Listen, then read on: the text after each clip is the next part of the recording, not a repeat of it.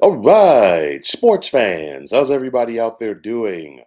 William Martin coming at you one more time here on YouTube with another edition of the 300 Pounds of Sports Knowledge Podcast. There are rivalries in college football, and then there's Ohio State, Michigan. A who's who of players from both sides have gone on to both the Pro Football and College Football Hall of Fame.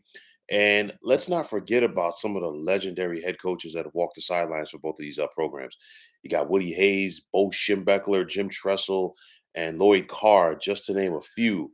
But at the end of the day, in regards to how things go in the Big Ten, it's Ohio State and Michigan versus everybody else. And I say that because you just think about the dominance that both of these two schools have had over the Big Ten on the gridiron. And typically, when these two titans clash on the gridiron, there's always plenty on the line.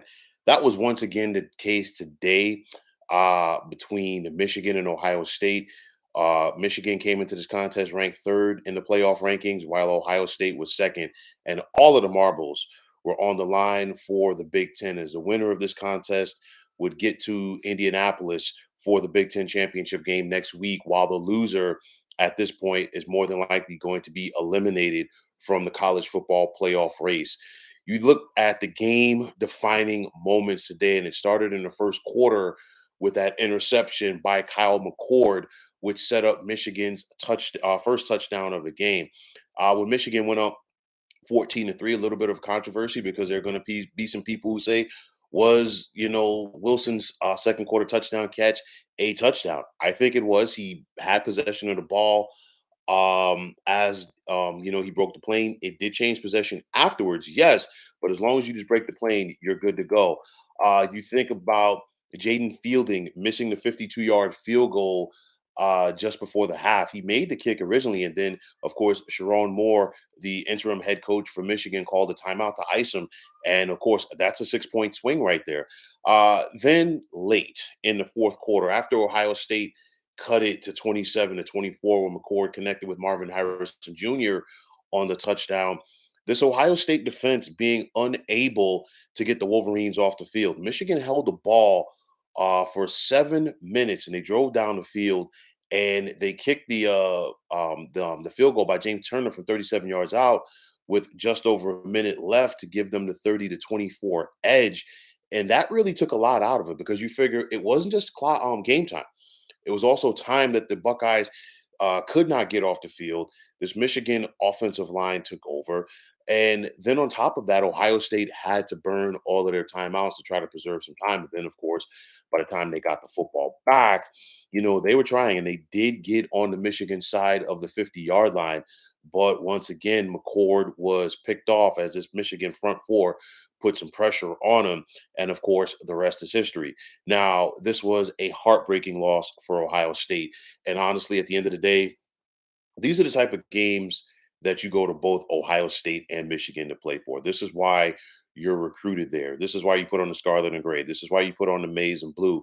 And we knew that somebody was going to be elated after 3 hours today, while somebody was going to be very disappointed. Both of these teams took the field today with unblemished records at 11-0. Both of them are definitely college football playoff worthy. But again, like I said before, the loser is all but done at this point. And for Ohio State head coach Ryan Day, his critics are going to have a field day. No pun intended after this one, as it's now three in a row that he's lost to Michigan. And you got to go back to John Cooper from 1995 to 1997 to find the last Ohio State coach that lost three in a row to Michigan. And anybody who's old enough to remember John Cooper's tenure in Columbus, it always seemed like he was on the hot seat, always had a top five team, but unfortunately, typically came up short against Michigan. In this one right here, of course, a lot of people are going to look at the fact and say, hey, if you're Ryan Day, you're going up against an assistant coach in Sharon Moore. Of course, this was the final game of a 3-game suspension for Michigan head coach Jim Harbaugh. But at the end of the day, Ryan Day got outcoached today. Michigan took the field with a lot of intensity, and they played with that intensity throughout. Ohio State was there Excuse me, but I don't think that their intensity level was able to match Michigan's throughout this contest. That's number one. Michigan had 156 yards on the ground, a lot of physical yards. And if you look at it, especially in the second half, Michigan's offensive line took over. And if you've watched Michigan, and of course, Sharon Moore is an offensive line coach, but if you've watched Michigan during this 3 game suspension by Jim Harbaugh, it's been their offensive line that has taken over in the second half of each contest. It happened a couple of weeks ago against Penn State. It happened last Saturday against Maryland. And then, of course, it happened once again today at the Big House against Ohio State. And that was a big difference in this game. Michigan out physicaled Ohio State late in this contest on both sides of the ball because once Ohio State got the ball back and they still had an opportunity to drive down the field and score the game winning touchdown, it was their defensive line that took over. A lot of four-man pressure on McCord, and it was a difference. They didn't bring a lot of extra blitz packages late. And if you notice, McCord was really dialed in on Marvin Harrison Jr., and rightfully so, arguably the first overall pick in next April's NFL draft. But nonetheless, Michigan was blanketing him. And on that interception, McCord did get hit, and there was blanket coverage around Marvin Harrison. If you're Kyle McCord, you got to try to find a way to come off of him and hit up one of your other receivers. Easier said than done. I totally understand it. But nonetheless, getting back to Ryan Day, he simply was outcoached today. It's a scenario where Sharon Moore really had his young men ready to play. And of course, it's still a Harbaugh team because Harbaugh is with them throughout the entire week. But nonetheless, the X's and O's today, at least on game day by Sharon Moore, critical fourth down calls, critical fourth down execution by this Michigan offense, nonetheless, was the difference in this contest. But for Ryan Day, in his 5 years as the head coach of Ohio State, he has only lost 3 games within the Big Ten. Guess who those 3 losses are against? You got it right, Michigan.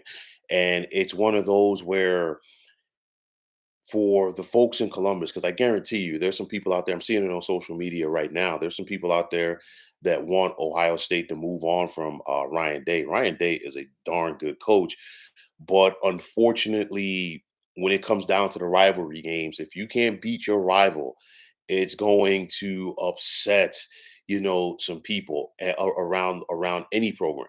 And that's the case for him right now. Ryan Day is a darn good recruiter, brings in a lot of talented wide receivers. We've seen the wide receivers that have gone from this Ohio State program in recent years to the National Football League. But nonetheless, you got to go out there and beat Michigan. And I guarantee you, the fact that Harbaugh wasn't there and they still lost today, that's not sitting well with a lot of people in Columbus.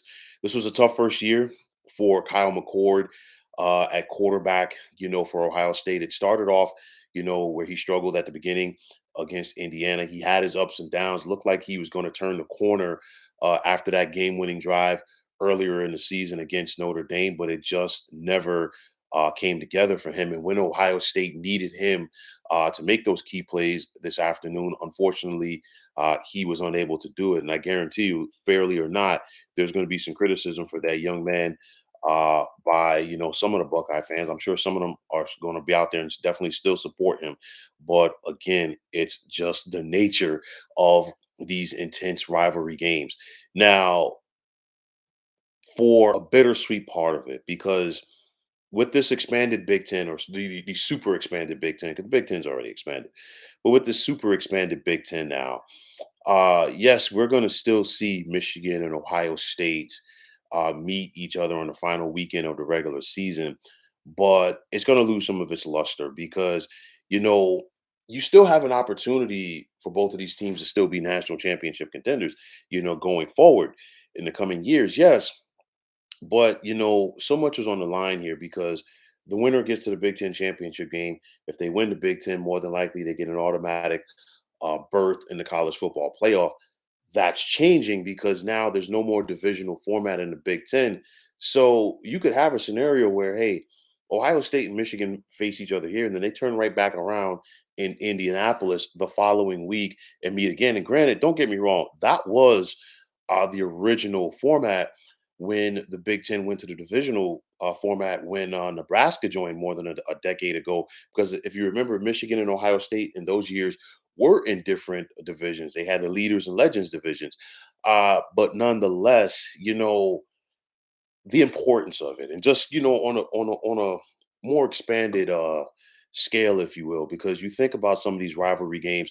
The Alabama Auburn game today was epic. Obviously, this Michigan Ohio State game was epic too, but it's going to change it due to the expanded playoff. And I know that there's going to be plenty of people who are going to be out there saying, hey, you know what, like, looking at the way things are this year, this is why we need an expanded playoff. I'm not in that category. I still think, the 14 playoff is enough. You look at it because you have so many games in the regular season, and it puts so much focus on those regular season games. Obviously, we're going to get teams in this expanded playoff. They don't win their conference. Some of them won't even play for the conference championship game. It's going to happen.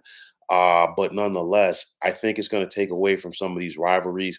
Nonetheless, the like I said before, and I will continue to say it, you have a scenario where the Big Ten and the SEC are going to flat out dominate the entries to the college football playoff, the expanded 12-team college football playoff. Just for the sake of argument, right now, and I'll elaborate a little more on this in the coming days. But if we were to have a 12-team playoff right now, and for what the Big Ten is going to look like next year when USC, UCLA, Oregon, and Washington join, and then for the expanded SEC next year when Texas and Oklahoma join. You're looking at it right now, easily Michigan, Ohio State, Washington, Oregon. Okay. Then, SEC wise, Alabama, Georgia, Texas. That's seven slots right there. And you could still turn around and make a case for a team like Penn State. But nonetheless, getting back to this game, you know, rivalries, are, like I always say, are what makes sports. And rivalries on the college football level are, genuine. They are real, they're pure. And it's unfortunate that that the ones that are going to be preserved are going to lose their sizzle. And of course, there are ones that are just dying off. And it's just an unfortunate. You can't have both sides of it. You want the expanded playoff. This is what is going to come with it. But I'll tell you like this. Last year, the Buckeyes were able to survive their loss to Michigan when both of these teams were undefeated when they lost in Columbus, and still make the college football playoff. And of course, uh, that game in the Peach Bowl in the semis changed when Marvin Harrison Jr. went out with the injury. I don't care what anybody says. Ohio State was going to beat Georgia in that game because Georgia's defense could not stop that young man. But nonetheless, Ohio State was able to recover from that, but I don't think that's going to happen this time around. Not because the Buckeyes are not playoff worthy. It's just due to the fact that there's so many good one-loss teams behind them. And then on top of that, Ohio State is now at a disadvantage because they're not going to be playing in a conference championship game next week. You've got a one-loss Oregon team that's going to take on an undefeated Washington team next week for the Pac-12 championship. If Oregon wins that game, they're more than likely in, and that puts Washington on one of those one-team bubbles. Then you got the Alabama and Georgia. And of course, Georgia right now is in a battle as we speak with Georgia Tech. But nonetheless, you got one loss Alabama. They were able to survive um, Auburn today, and you got Georgia. The winner of that game obviously is more than likely, well, definitely if it's Georgia, Alabama, would they move up?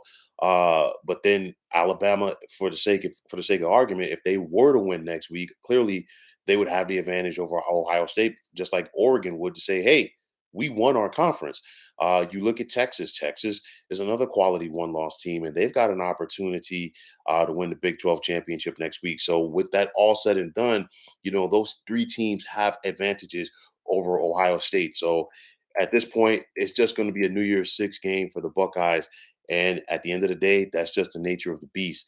Now, Michigan, at this point, you can just pencil them in for the field of four because they're going to beat the brakes off of Iowa next week. I'm sorry. I mean, Iowa has a good defense. Iowa's a feel good story. But, Iowa has won their fair share of games this year by like the score of 17-13, and they've rode the strength of their defense. I guarantee you, Michigan is going to be at least a 20-point favorite when they take the field at Lucas Oil Stadium next Saturday. That place is going to be filled with maize and blue in the seats, and then on top of that, it's going to be the return of Jim Harbaugh to the sidelines for this Wolverines team. I guarantee you, Michigan will be clicking on all cylinders come next Saturday night. But getting back to Ohio State, Ryan Day continues to be a good head coach, but losing to Michigan 3 years in a row is all that the folks in Columbus are going to talk about. And I guarantee you, obviously, we got a little bit around 365 days, 366, because next year is a leap year to talk about it. But if Ryan Day loses next year and it's four in a row, and the game, of course, obviously is at the Horseshoe in Columbus, there's going to be a lot of upset people wearing scarlet and gray. So we got to wait to see what happens. But nonetheless, for Ohio State, still one of the best college football programs in the nation. Let's see if they how they rebound and prepare for their New Year's Six bowl. Who's going to sit out that game? Obviously, as you have some star players that could possibly sit out as they get ready for the NFL draft. It's just the new wave in college football. It is what it is. And for Michigan, obviously, they get the opportunity now to basically keep going on. These are the de facto quarterfinals. A game like this is a de facto quarterfinal, if you will, for the college football semis to see, who has what it takes to advance. And like I said, this takes away a little bit of luster, in my opinion, from these rivalry games here so late in the season. But nonetheless, like I said before, Ryan Day simply got out coached today. Jim Harbaugh and Sharon Moore had this team ready to play. There were some people doubting Michigan, saying, "Hey, this could be the game that they could lose after this whole sign stealing scandal." But you know what? For them, they've just known how to channel out all of that white noise, put the distractions to the side and do what they have to do, which is play quality football. And because of that, Michigan's heading to the Big Ten championship game, and they're 60 football minutes from getting back to the college football playoff for the third consecutive year. So, folks, that is going to wrap it up. And as always, I want to take this time out to thank you for tuning into the 300 Pounds of Sports Knowledge podcast here on YouTube. I want to take this time out to thank all of you fine folks out there for tuning in. And if you have not already, please feel free to subscribe to this channel. Now, if you're on the X, formerly known as Twitter, please feel free to follow me at 300 Pounds of Sports. And like I always say, if you follow me, it'll be my pleasure to follow you right back. There's also the sports discussion group on Facebook at the Sports Depot 365 that you can check it out. Drop a line and be a part of one of the better sports debating sites going on social media. So, once again, fine folks, my name is William Martin, and I'm signing off.